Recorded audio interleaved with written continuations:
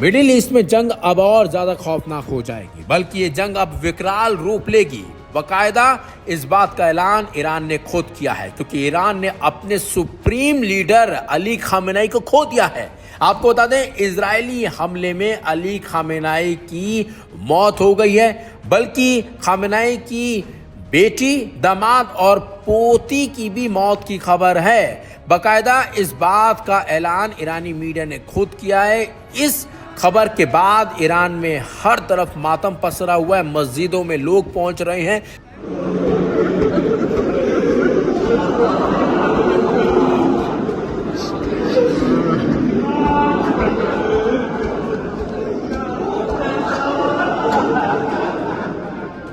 सड़कों पर लोग उतर आए हैं और हर तरफ लोग रो रहे हैं।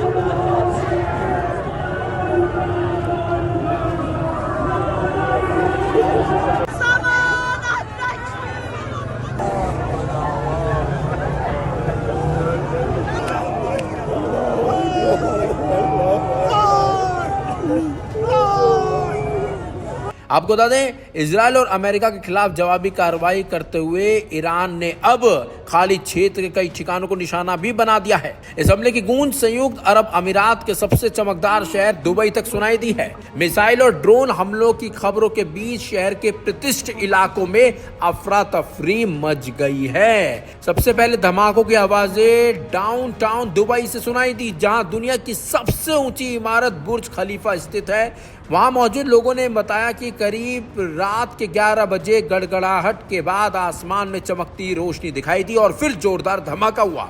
एहतियात के तौर पर बुर्ज खलीफा को तुरंत खाली करा दिया गया।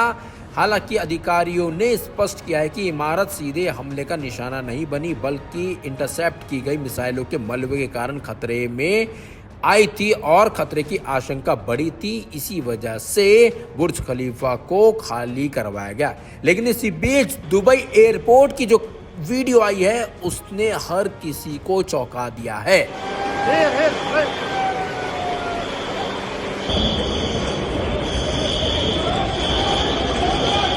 दुबई एयरपोर्ट पर ईरान ने हमले का दावा किया था, लेकिन अब जो तस्वीरें आई हैं वो दावे सच में साबित हो चुके हैं।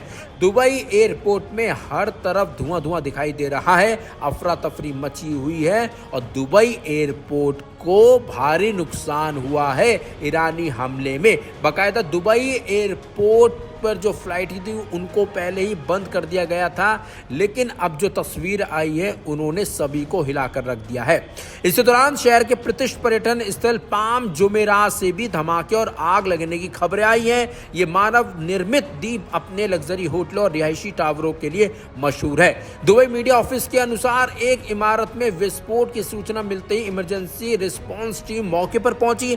आग पर काबू पा लिया गया है, लेकिन 4 लोग घायल हुए हैं, जिन्हें नजदीकी अस्पताल में भर्ती कराया गया है। शहर की प्रमुख यातायात धुरी शेख जायद रोड के आसपास रहने वाले लोगों ने भी तेज धमाकों और खिड़कियों की हिलने की बात कही है। कई हाई रेज इमारतों में रहने वाले परिवार रातों रात बाहर निकल गए हैं। प्रशासन ने एहतियात के तौर पर कुछ इलाकों को खाली कराया है, लोगों से घरों के अंदर ही सुरक्षित रहने की अपील की है।